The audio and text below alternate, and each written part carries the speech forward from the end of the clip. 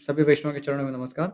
ओम अज्ञानतिमिरान्धस्य ज्ञानाञ्जनशलाकया चक्षुरुन्मीलितं येन तस्मै श्रीगुरुवे नमः। श्रीचैतन्यमनोभीष्टं स्थापितं येन भूतले स्वयं रूपः कदा मह्यं ददाति स्वपदान्तिकं। वाञ्छाकल्पतरुभ्यश्च कृपासिन्धुभ्य एव च पतितानां पावनेभ्यो वैष्णवेभ्यो नमो नमः। श्रीकृष्णचैतन्य प्रभु नित्यानन्द श्री अद्वैत गदाधर शिवासादि गौरभक्तवृन्द। हरे कृष्ण कृष्ण कृष्ण हरे हरे, हरे राम राम राम हरे हरे। सभी वैष्णव का स्वागत है महाभारत कथा में। हम सुन रहे थे किस प्रकार से ब्राह्मण परिवार, जिनके यहाँ 5 पांडव और कुंती देवी रुके हुए, वे परस्पर अपने शोक को व्यक्त करते हैं और हर कोई व्यक्ति स्वयं का बलिदान करने की बात करता है। और ये सुनकर कुंती महारानी बहुत ही द्रवित हो जाती है। और अभी आगे बात बढ़ती है कि कुंती देवी उस ब्राह्मण के साथ क्या बात करती है, क्या प्रस्ताव होता है आगे, इस पे हम आगे पढ़ेंगे। षष्ट्यधिकशततमोऽध्यायः, 160वां अध्याय है। कुंती बोली, ब्राह्मण, आपको अपने ऊपर आए हुए इस भय से किसी प्रकार विषाद नहीं करना चाहिए। इस परिस्थिति में उस राक्षस से छूटने का उपाय मेरी समझ में आ गया। आपके तो एक ही नन्हा सा पुत्र और एक ही तपस्विनी कन्या है, अतः इन दोनों का तथा आपके पत्नी का भी वहां जाना मुझे अच्छा नहीं लगता। आप यहाँ देख सकते हैं कि कुंती महारानी, चूंकि वे भी एक क्षत्रिय कन्या है, सो उन्हें ज्ञात है किस प्रकार से विषय की प्रस्तुति करना है। तो ये बता रहे हैं कि आपके तो 2 ही है, मेरे पास तो इतने सारे हैं, उसमें से कोई एक चला जाएगा।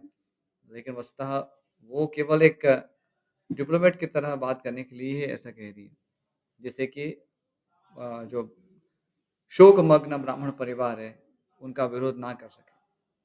बाकी कौन कौन माता होगी जो अपने पुत्रों से प्रेम नहीं करेगी, चाहे उसके 1000 पुत्र ही क्यों ना हो, वो किसी का भी बलिदान देना नहीं चाहेंगे। लेकिन यहाँ पर वे उसको इस प्रकार से प्रस्तुत करती है। वे जानती भी है कि भीम का सामर्थ्य क्या है, ऐसे कितने राक्षसों को वो चटनी बना सकते हैं। इसलिए ये भी कारण है कि वो इस प्रकार से प्रस्तुत कर रही है। विप्रवर, मेरे 5 पुत्र हैं, उनमें से एक आपके लिए उस पापी राक्षस की बलि सामग्री लेकर चला जाएगा।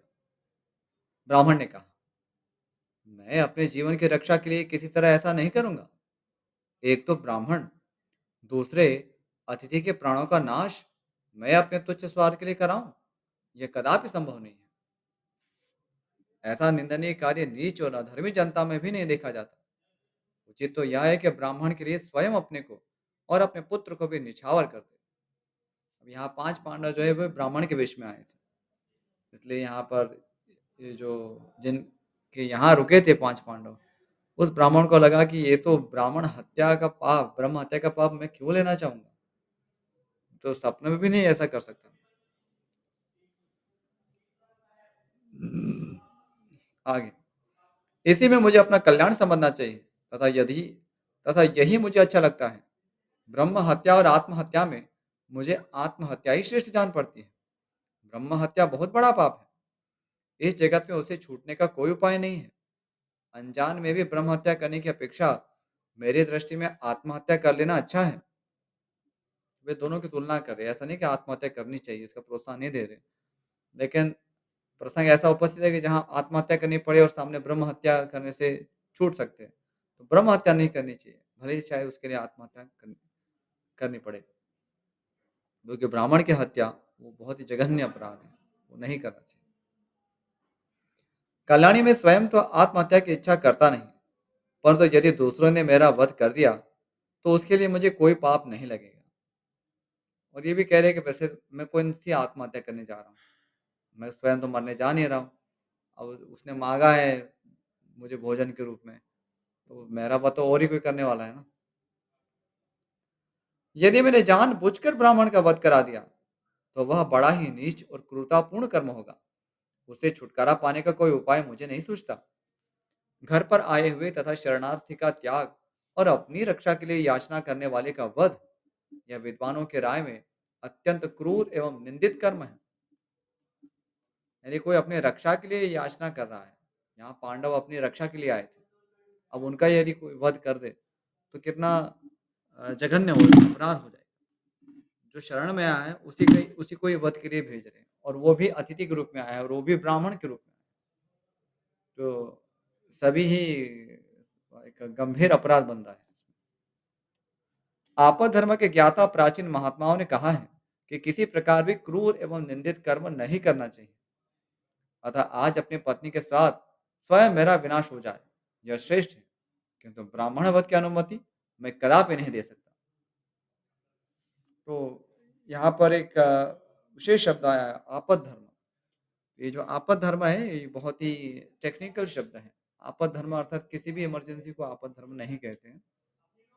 आपद धर्म एक सामान्य रूप से आपको कहना है कि कोई भी इमरजेंसी है तो उसको आप आपद धर्म ऐसे कह सकते हैं। लेकिन वस्तुतः आपद धर्म एक पारिभाषिक शब्द है, टेक्निकल शब्द है। इसका क्या अर्थ है कि सामान्य रूप से जब हम धर्म का पालन नहीं कर पाते हैं, ऐसी परिस्थितियाँ हो जाती है जहाँ पर अभी सामान्य रूप से जो धर्म पालन हो रहा था वो नहीं कर पाएँगे। तो उस स्थिति में शास्त्रों में ही कुछ आदेश दिए हैं कि आप इस धर्म का पालन करें। उदाहरणार्थ जैसे ब्राह्मण है, वो अपना धर्म पालन करके अपना परिवार वहन कर रहा है। लेकिन कुछ ऐसी परिस्थितियाँ उत्पन्न हो जाए जिससे कि वो अपना घर चलाने के लिए वो ब्राह्मण का कार्य नहीं कर सकता। उसके पास ऐसे कोई दान देने वाला कोई नहीं है या कोई राजा नहीं है। तो ऐसी यदि परिस्थिति है, तो उसके लिए फिर संस्तुति है कि वो या तो वैश्य कर्म कर ले, वैश्य कर्म करके अपना घर निर्माण कर ले या अथवा तो फिर क्षत्रिय कर्म करके। तो ये उसके लिए आपद धर्म बताया गया है कि आपातकाल में अपनाए जाने वाला धर्म जो है, वो आपद धर्म है। तो यहाँ पर हमने देखा कि ब्राह्मण होकर भी अभी वैश्य धर्म का पालन करेंगे, तो वो जो वैश्य धर्म हुआ, वो ब्राह्मण के लिए आपद धर्म हुआ। और ऐसे क्षत्रिय धर्म की भी यदि ज़रूरत पड़ती है करने की, तो वो क्षत्रिय धर्म भी जो है, उस ब्राह्मण के लिए आपद धर्म होगा। लेकिन ये बहुत ही पारिभाषिक व्याख्या है आपद धर्म की। ऐसे आप एक सामान्य भाषा में किसी भी आपद स्थिति को आपद धर्म कह सकते हैं। लेकिन उसको अच्छा है आपद धर्म ना कहते हुए उसको हम आपद स्थिति कहें। क्योंकि आपद धर्म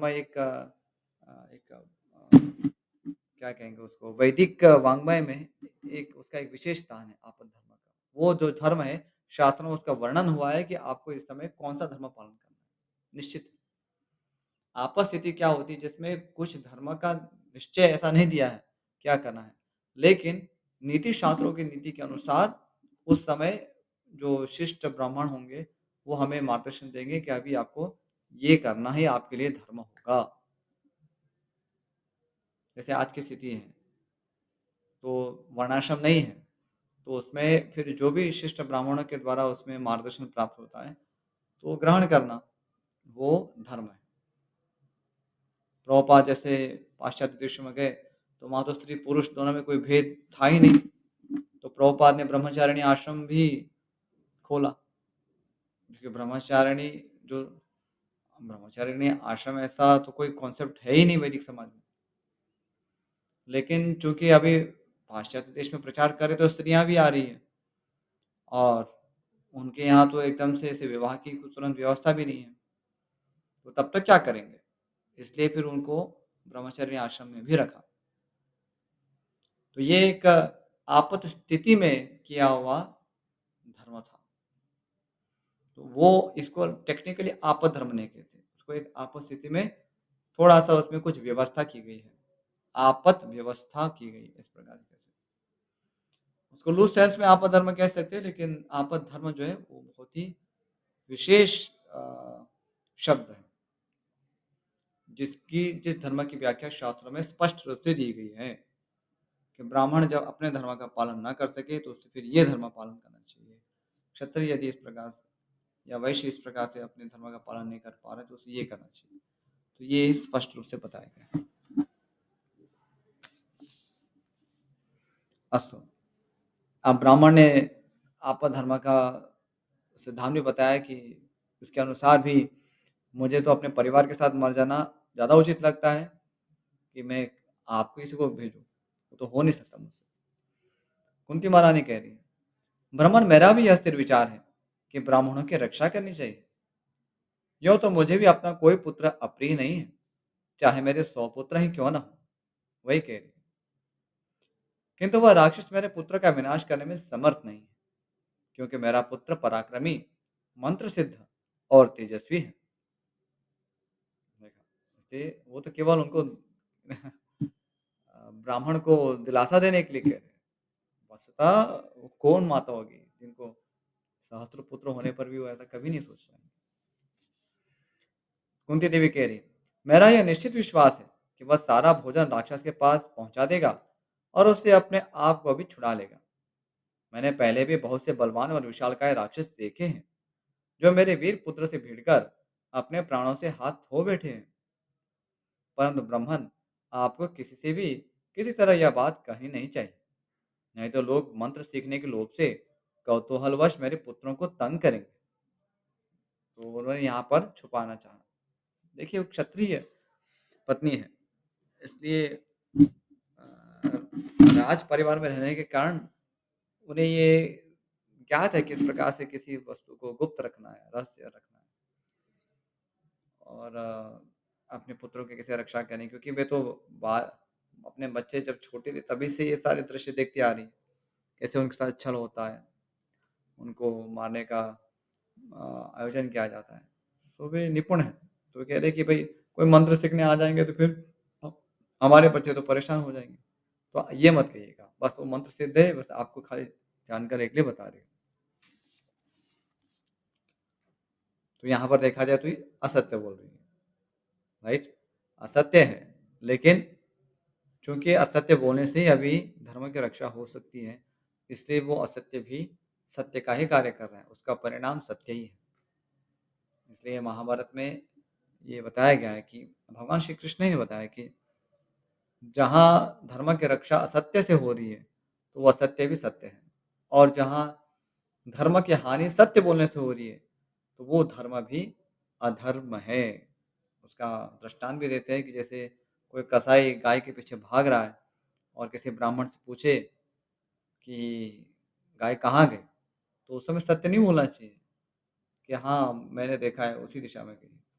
तो यदि ऐसा ब्राह्मण बोलता है, सच बोलता है, तो सच बोलने से भी उसको अधर्म का फल मिलता है और यदि वो झूठ बोलता है, कि नहीं उस दिशा में, तो उस झूठ बोलने से भी उसको सत्य बोलने का फल मिलता है। ये धर्म की रक्षा करने का ये विवेक है। जो धर्म की रक्षा जिससे हो, वही परम सिद्धांत है। तो सामान्य रूप से सत्य बोलना ये सिद्धांत है ही। लेकिन कुछ-कुछ परिस्थिति में असत्य बोलने से ही धर्म की रक्षा होती है। आगे कुंती देवी कह रही, और यदि मेरा पुत्र गुरु की आज्ञा लिए बिना अपना मंत्र किसी को सिखा देगा, तो वह सीखने वाला मनुष्य उस मंत्र से वैसा कार्य नहीं कर सकेगा, जैसे मेरा पुत्र कर लेता है। इस विषय में साधु पुरुषों का ऐसा ही मत है। हरे कृष्णा, बैकग्राउंड में नॉइज़ आ रहा है विद टू।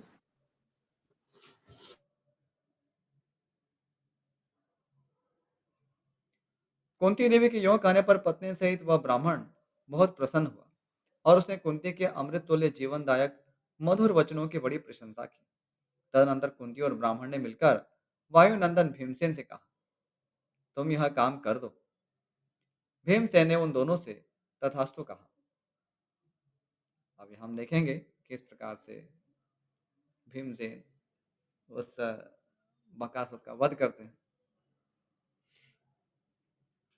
आगे का अध्याय भीमसेन को राक्षस के पास भेजने के विषय में युधिष्ठिर और कुंती की बातचीत। वैशंपायन जी कहते, जन्मेजय, जब भीमसेन ने यह प्रतिज्ञा कर ली कि मैं इस कार्य को पूरा करूंगा, उसी समय पूर्वोक्त सब पांडव भिक्षा लेकर वहां आए। पांडुनंदन युधिष्ठिर ने भीमसेन की आकृति से ही समझ लिया कि आज ये कुछ करने वाले हैं। फिर उन्होंने एकांत में अकेले बैठकर माता से पूछा। युधिष्ठिर बहुत ही चतुर थे, तो उन्होंने तुरंत भाप लिया कि भीमसेन की आज आकृति कुछ अलग दिख रही है, कुछ जोश में दिख रहा है। लगता है कुछ मिलने वाला है या कुछ या मिल चुका है। युधिष्ठिर बोले, माँ, भयंकर पराक्रमी भीमसेन कौन-सा कार्य करना चाहते हैं? वे आपके राय से अथवा स्वयं ही कुछ करने को उतारू हो रहे हैं? कुंती ने कहा, बेटा, शत्रुओं को संतप्त करने वाला भीमसेन मेरी ही आज्ञा से ब्राह्मण के हित के लिए तथा संपूर्ण नगर को संकट से छुड़ाने के लिए आज एक महान कार्य करेगा। युधिष्ठिर ने कहा, माँ, आपने यह असह्य और दुष्कर साहस क्यों किया? साधु पुरुष अपने पुत्र के परित्याग को अच्छा नहीं बताते। युधिष्ठिर तो धर्म की मूर्ति है, तो वे यहाँ बता रहे कि आपने ऐसा कैसे निर्णय ले लिया है? दूसरे के बेटे के लिए आप अपने पुत्र को क्यों त्याग देना चाहती है? पुत्र का त्याग करके आपने लोक और वेद दोनों के विरुद्ध कार्य किया है। अब यह प्रश्न हो सकता है कि अपने माता को क्यों डांट रहे हैं? सत्य है, क्योंकि यहाँ अ, धर्म की हानि हो रही है। इस प्रसंग से महाराज युधिष्ठिर, क्योंकि वे धर्मज्ञ हैं, अच्छी तरह धर्मों को जानते हैं और क्योंकि वो गुरुकुल में शिक्षा प्राप्त की है और ये अपेक्षित है कि कुंती महारानी अपने पुत्रों जैसा तो उन्होंने इतनी सूक्ष्मताओं से कुछ राजधर्म नहीं देखा है, ना तो किया है। इसलिए अ, उनका वो अधिकार भी है एक राजा के रूप में कि अपने प्रजा को शिक्षित करना।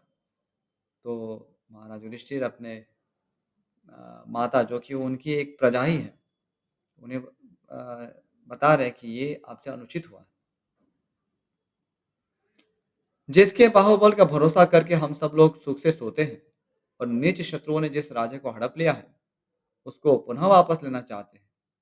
जिस अमित तेजस्वी वीर के पराक्रम का चिंतन करके शकुनी से दुर्योधन को दुख के मारे सारी रात नींद नहीं आती थी, जिस वीर के बल से हम लोग लाक्षागृह तथा दूसरे दूसरे पापपूर्ण अत्याचारों से बच पाए और दुष्ट पुरोचन भी मारा गया, जिसके बल पराक्रम का आश्रय लेकर हम लोग धृतराष्ट्र पुत्रों को मारकर धन धान्य से संपन्न इस संपूर्ण पृथ्वी को अपने अधिकार में आए हुए ही मानते हैं।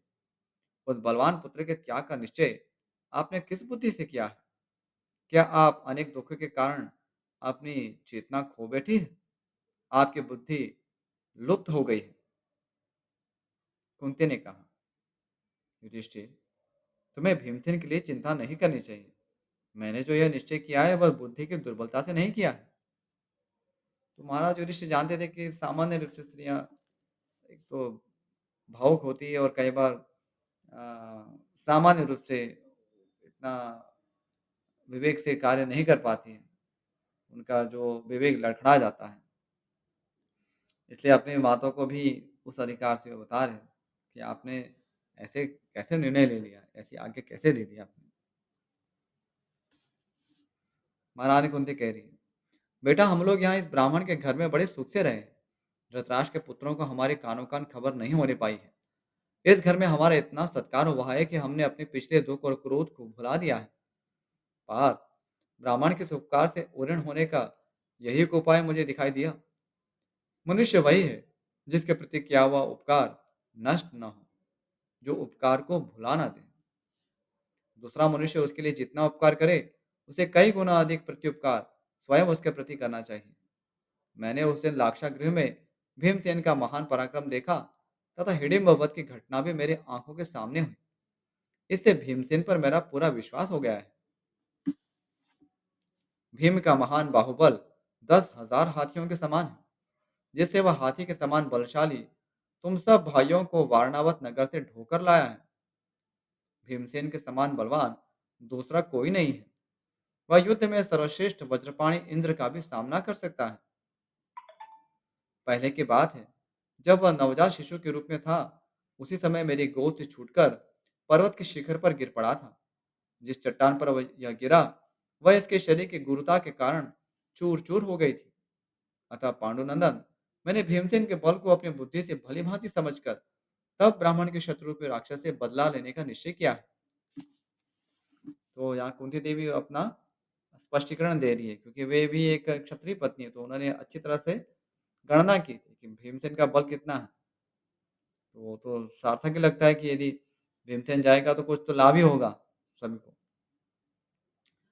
मैंने न लोभ से, न अज्ञान से और न मोह से ऐसा विचार किया है, अपितु बुद्धि के द्वारा खूब सोच समझकर विशुद्ध धर्मानुकूल निश्चय किया है।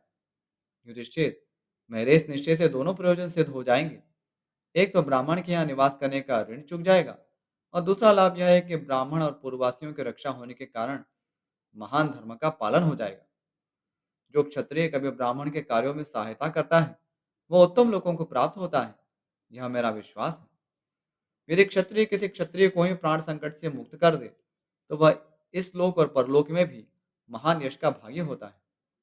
जो क्षत्रिय इस भूतल पर वैश्य के कार्य में सहायता पहुंचाता है वह निश्चय ही संपूर्ण लोकों में प्रजा को प्रसन्न करने वाला राजा होता है। इसी प्रकार जो राजा अपने शरण में आए हुए शूद्र को प्राण संकट से बचाता है वही संसार में उत्तम धन धान्य से संपन्न एवं राजाओं द्वारा सम्मानित श्रेष्ठ कुल में जन्म लेता है। पौरव वंश को आनंदित करने वाले युधिष्ठिर, इस प्रकार पूर्व काल में दुर्लभ विवेक विज्ञान से संपन्न भगवान व्यास ने मुझसे कहा था, इसलिए मैंने ऐसी चेष्टा की है। तो वे कह रहे कि मैंने कोई निर्णय अपने आप नहीं लिया है, तो मैंने जो भी निर्णय लिया है वो महर्षि व्यासदेव के विवेक विज्ञान के कारण लिया है। उनसे मैंने ऐसा कुछ सुना था। तो हम तो सभी क्षत्रिय कुल से संबंध रखते हैं और हमें तो रक्षा करनी ही चाहिए। ब्राह्मण की रक्षा करने पर तो और अधिक धर्म का पालन होगा और अधिक उससे लाभ ही है। तो हमें क्यों नहीं करना चाहिए? ये भी ये यहाँ जो सदाचार है या श्रुति वाक्य है उन सबको वहाँ उद्धृत कर रही है। तो ऐसा नहीं कह रहे कि मैंने मुझे अच्छा लगा इसलिए मैं खा ऐसा किया। तो ये जानते थे कि युधिष्ठिर महाराज जानना चाहेंगे कि आपने शास्त्र के किस पक्ष से सोचकर इस पे निर्णय लिया। तो इसलिए वो प्रस्तुत करे कि मैंने व्यास जी के जो वचन थे उस पे विचार करके ये निर्णय लिया है। तो ये होना चाहिए, हम जो भी जीवन में निर्णय लेते हैं सही है, कैसे वो सही है उसकी एकमात्र परीक्षा है कि वो उसका समर्थन होना चाहिए ऋषि वाक्यों के द्वारा, यानी साधु वाक्यों के द्वारा और शास्त्र वाक्यों के द्वारा, तभी वो हमारे लिए ग्राह्य है।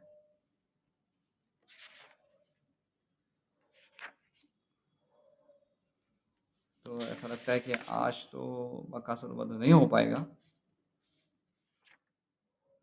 जहाँ तक है उसको हम रखेंगे, समय भी वैसे हो चुका है। इस विषय में यदि किसी को प्रश्न है तो पूछ सकते हैं।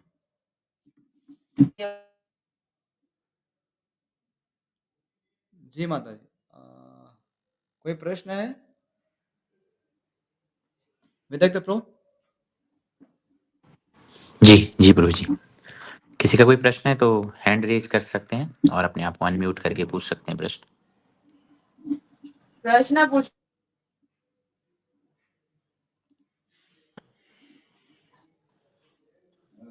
जी माता जी पूछ सकते हैं।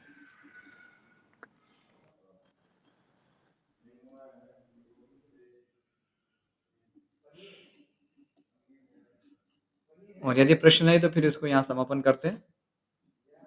ठीक है,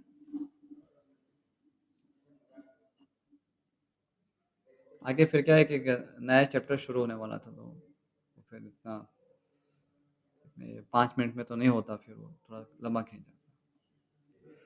ठीक है, तो यही समापन करते हैं। वांछा कल्पतरुभ्यश्च कृपा सिंधुभ्येव च पतितानां पावनेभ्यो वैष्णवेभ्यो नमो नमः। श्रीमद् महाभारत ग्रंथ की जय, महर्षि वेदव्यास की जय, श्रीमान गणपति देव की जय, श्री प्रभुपाद की जय। हरे कृष्ण। सभी भक्तों का बहुत बहुत आभार इस महाभारत कथा को एकाग्रता से सुनने के लिए। हरे कृष्ण।